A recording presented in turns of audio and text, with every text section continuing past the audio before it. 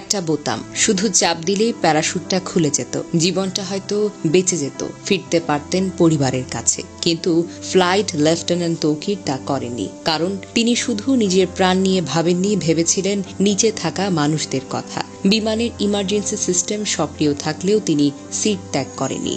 শেষ মুহূর্ত পর্যন্ত চেষ্টা করে গেছেন বিধ্বস্ত হওয়ার আগেই ফাঁকা জায়গায় নিয়ে যেতে। তিনি জানতেন তার এই যুদ্ধ বিমান যদি কোনো জনবহুল এলাকায় পড়ে আরও অনেক প্রাণ যাবে। এই সাহসিকতা, এই আত্মত্যাগ কোনো শব্দে সম্পূর্ণ বর্ণনা করা যায় না। তৌকিরের যে বিমানটি বিধ্বস্ত হয়েছে সেটি ছিল বেশ পুরনো F-7BGI, একটি যুদ্ধ বিমান যার স্থান আধুনিক যুগে আর নেই। তবুও এই বাতিল বিমান দিয়ে চলছিল প্রশিক্ষণ, কারণ দুর্নীতি আজও উড়ে বেড়ায় বাংলাদেশের আকাশে, আর সেই দুর্নীতির বোঝা বয় আমাদের মতো সন্তানেরা। তৌকির আকাশে মারা যাননি, তিনি মরে গিয়েছিলেন বহু আগে। যেদিন বাজেট চুরি হয়েছিল, যেদিন সিদ্ধান্ত হয়েছিল 1970 দশকের বাতিল যুদ্ধ বিমান দিয়েই হবে প্রশিক্ষণ, এই সিস্টেম তাকে দেয়নি কিছুই। না দিয়েছে সুরক্ষা, না দিয়েছে বিকল্প, না দিয়েছে আধুনিক কোনো যন্ত্রপাতি। তাকে দিয়ে গেছে কেবল ঝুঁকি, মরিচা ধরা লোহা আর নিশ্চিত মৃত্যু। তবুও তিনি পিছু হটেননি।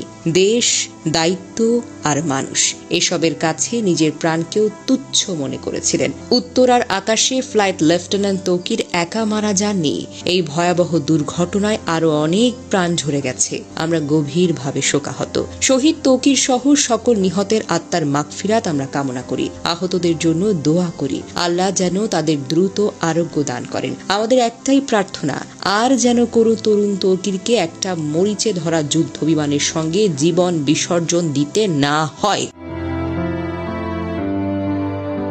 দুর্ঘটনার খবর ছড়িয়ে পড়লে বিকেল থেকে রাজশাহী নগরীর উপশহরের 3 নম্বর সেক্টরের আশ্রয় নামের ভাড়া বাড়িতে স্থানীয় বাসিন্দা ও স্বজনদের ভিড় করতে দেখা যায়। বাড়ির মালিক আতিকুল ইসলাম বলেন, ফ্লাইট লেফটেন্যান্ট তৌকির ইসলামের মা বাবা ও বোন জামাই ঢাকার উদ্দেশ্যে রওনা হওয়ার আগে তার মৃত্যুর খবর জানতেন না। পরিবারের সদস্যরা জানতেন সাগর জীবিত ও চিকিৎসাধীন রয়েছেন। তৌকির ইসলামের বড় চাচা মতিউর রহমান বলেন, ঢাকায় রওনা হওয়ার আগে তৌকিরের বাবা মাকে নিহতের খবর জানানো হয়নি। গত বছর তৌকির ইসলাম বিয়ে করেছেন। চলতি বছরের ফেব্রুয়ারি মাসে বিয়ের আনুষ্ঠানিকতা সম্পন্ন করেন। তার স্ত্রী ঢাকার ব্র্যাক ইউনিভার্সিটির একজন শিক্ষক। প্রসঙ্গত, সোমবার দুপুর 1টার পর রাজধানীর উত্তরার দুর্ঘটনায় পরে বাংলাদেশের বিমান বাহিনীর একটি প্রশিক্ষণ বিমান।